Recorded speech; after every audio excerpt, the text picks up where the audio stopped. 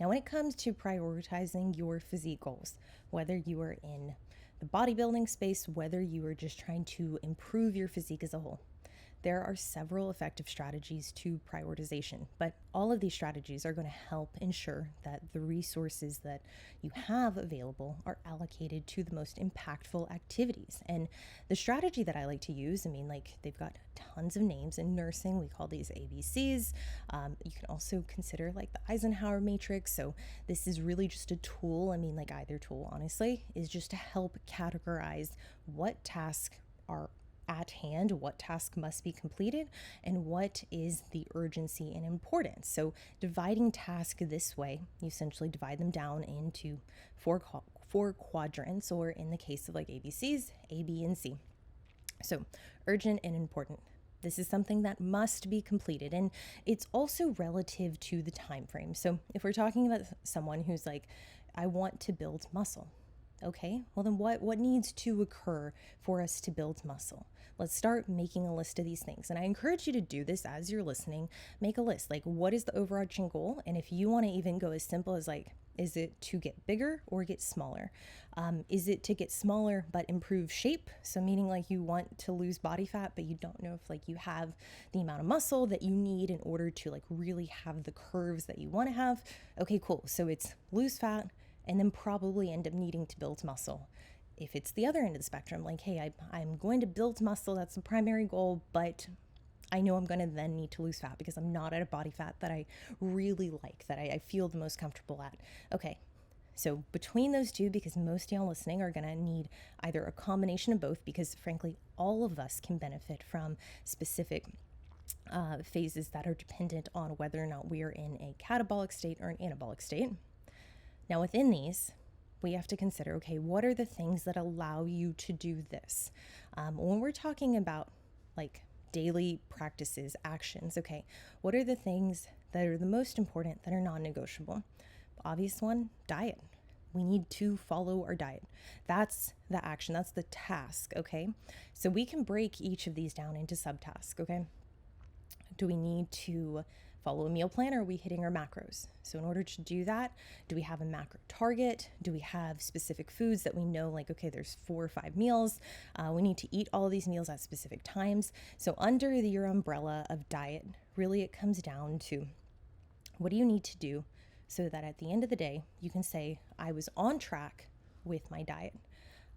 For some of you, this might even be a little more fluid. This might be like, okay, I'm going to hit these macros and generally I can hit them however I please, but it's important that I stay within this range of, carbohydrates, my fats pretty fixed, as well as my protein, but overall calories are kind of based on how I'm feeling to some, with some regards to overall energy balance.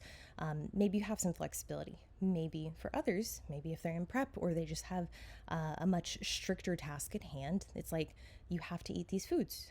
You have to eat these foods and no other foods outside of these foods. Okay, cool. So we have very clear definitions of what is on track and what is off track. And I've talked about this in a few videos, is like knowing what is not adherent, what is not successful, what is deviation. Being able to clearly define that and know when you're doing it can really clear up, and I would say, tidy up some of the unintentional non-adherence that I think a lot of people accidentally, truly, unknowingly run into. So second big one is going to be training. And this is going to be something that predominantly, most of y'all listening to this, you have a specific workout that you're supposed to do.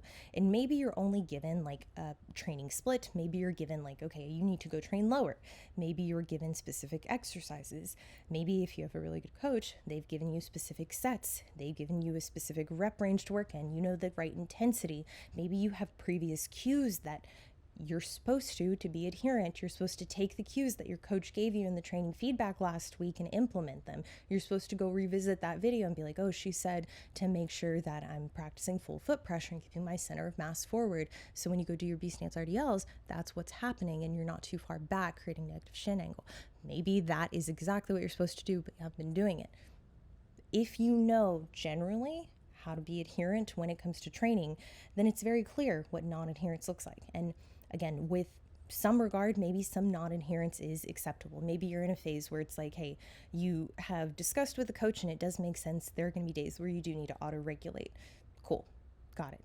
Maybe that means on days where you're supposed to train lower, but let's say you didn't get a lot of sleep because you just flew back from Texas because your sister gave birth to her third child. So going into that lower session, like, hey, we're going to need to shift the focus to a lot of externally braced movements. We're not going to have a high degree of stability just going into these movements given like been under eating, under sleeping, stress has been higher because you've been taking care of your nephews. If that's the case, well, then you're able to make those modifications, and it's not necessarily non-adherent. It is a modification with intention that probably was cleared by your coach. But overarching question we have to ask ourselves, is this task, is diet, is training, is taking your scale weight, is doing your cardio, is taking your supplements, are these things urgent? Are they important? And sure, you could get really granular and be like, which one is more important? Well, compared to what? But these are ones that within the sport of bodybuilding, you very much need to monitor these things and pretty much adhere to them and execute on them every single day.